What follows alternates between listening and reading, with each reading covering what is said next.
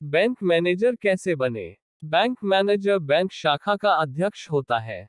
Bank manager रोजाना operations, administration, marketing, management, coordination और employees को सपोर्ट करने और कस्टमर्स और पब्लिक के साथ संपर्क करने और प्रणाली सुनिश्चित करने और वैधानिक नियमों का उचित पालन करने के लिए जिम्मेदार होता है।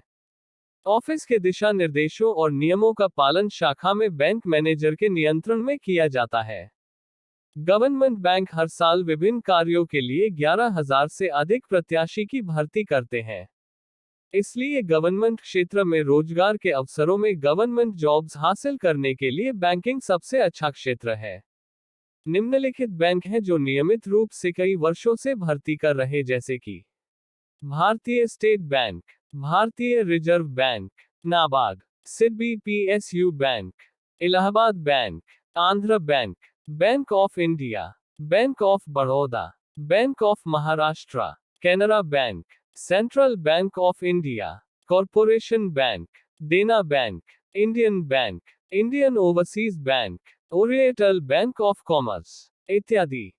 बैंक मैनेजर बनने के लिए शैक्षणिक योग्यता।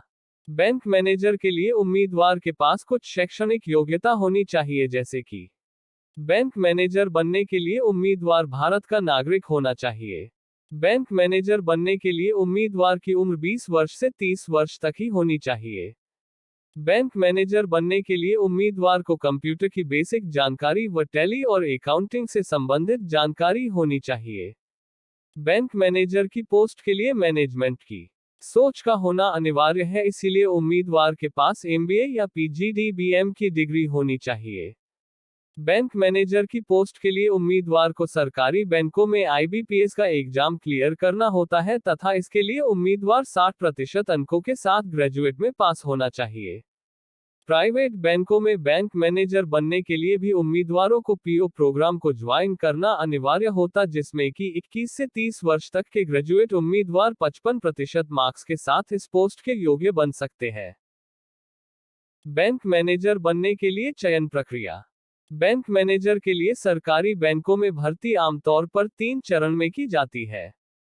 इसके पहले 2 चरणों में रिटन एग्जाम होता है, जिसे प्रीलिमिनरी एग्जाम और मेन एग्जाम कहा जाता है। इसके अंतिम यानी तीसरे चरण में साक्षात्कार यानी के इंटरव्यू लिया जाता है।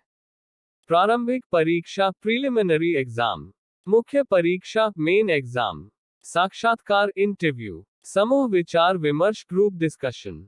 प्रारंभिक परीक्षा प्रीलिमिनरी एग्जाम। प्रारंभिक परीक्षा में current affairs, general English, math, तार्किक प्रश्न और सामान्य ज्ञान के प्रश्न आते हैं।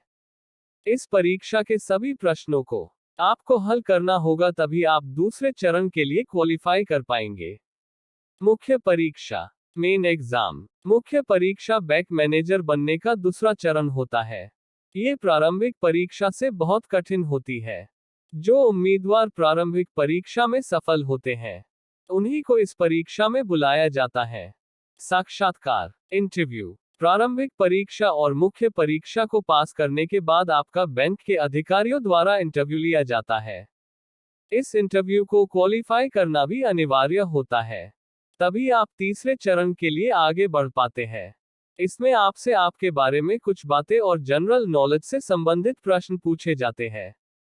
समूह विचार ग्रुप डिस्कशन।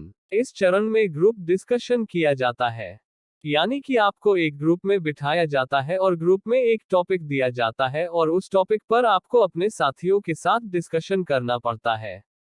उसके बाद ही आप बैंक मैनेजर की पोस्ट के लिए योग्य बन पाते हैं।